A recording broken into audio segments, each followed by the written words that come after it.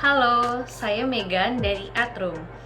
Pada video ini, saya akan menjelaskan beberapa bahan yang biasa digunakan sebagai bahan dasar dalam pembuatan interior atau furniture rumah. Yuk, kita simak sama-sama. Oke, tentu kalian pernah mendengar sebutan plywood. Nah, plywood ini nama lainnya adalah multiplex. Kenapa namanya multiplex? Karena dari bahan lapisannya ini sendiri terdiri dari berlapis-lapis, jadi lebih dari 3 lapis. Kalau biasa kita sering dengar dengan sebutan triplek. Nah, triplek ini berarti terdiri dari 3 lapis. Nah, karena ini multiplex, maka dari itu terdiri dari banyak lapisan. Nah, saya coba ambil salah satu contoh ya. Saya punya jenis kayu namanya plywood sengon. Nih ya, plywood sengon, dan untuk ketebalannya ini sendiri adalah 18 mili seperti ini. Nah, kalau teman-teman bisa lihat semua, ini terdiri dari 1, 2, 3, 4, 5 lapis ya. Nah, untuk plywood sengon ini lapisannya termasuk solid ya. Jadi lapisan paling luarnya ini kayu solid, kemudian yang di tengahnya ini potongan-potongan kayu. Itu untuk plywood sengon ini sendiri sudah cukup baik digunakan sebagai bahan dasar interior rumah ya.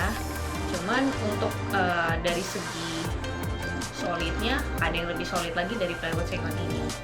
Oke, untuk yang berikutnya saya punya plywood MC. Nah, seperti ini ya.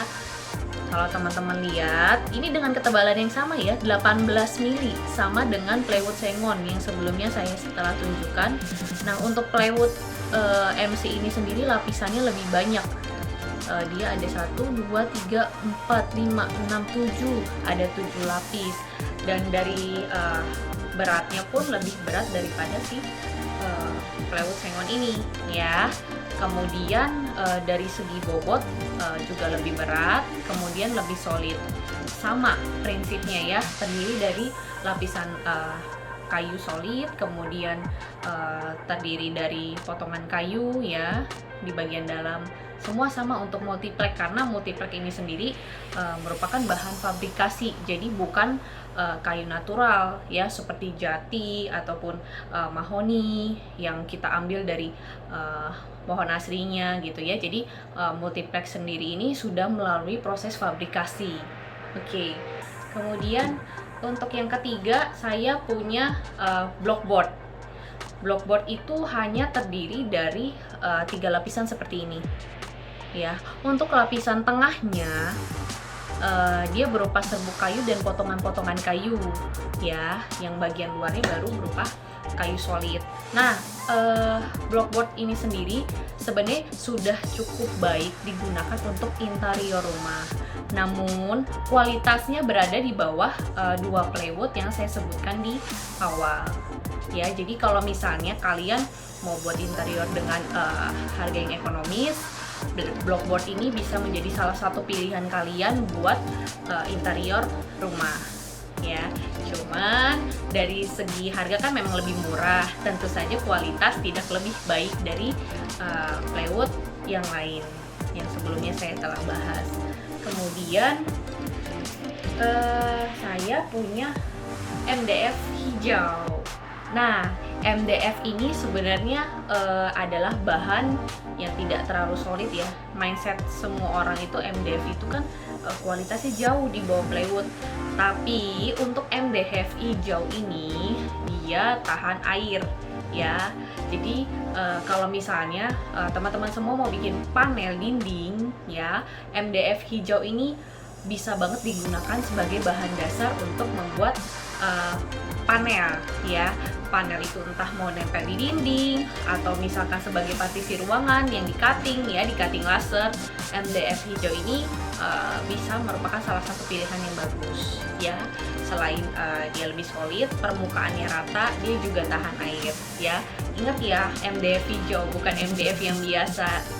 Nah, kemudian untuk MDF hijau sendiri dia ada yang sanded ya.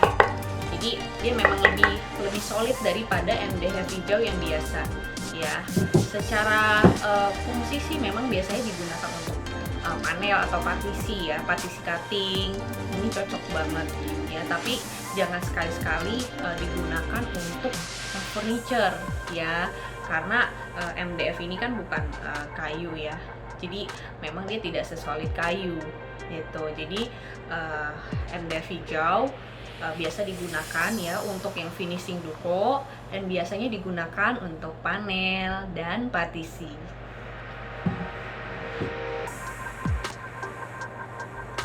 Nah, itu tadi beberapa penjelasan saya mengenai bahan dasar interior.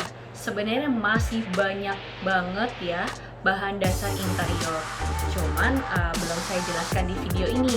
Nanti akan saya jelaskan di video selanjutnya ya.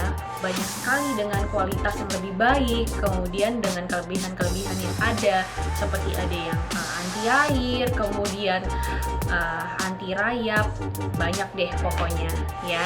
Semoga informasi ini bermanfaat untuk kalian semua. Jika kamu suka dengan video ini, jangan lupa like dan subscribe. Thank you.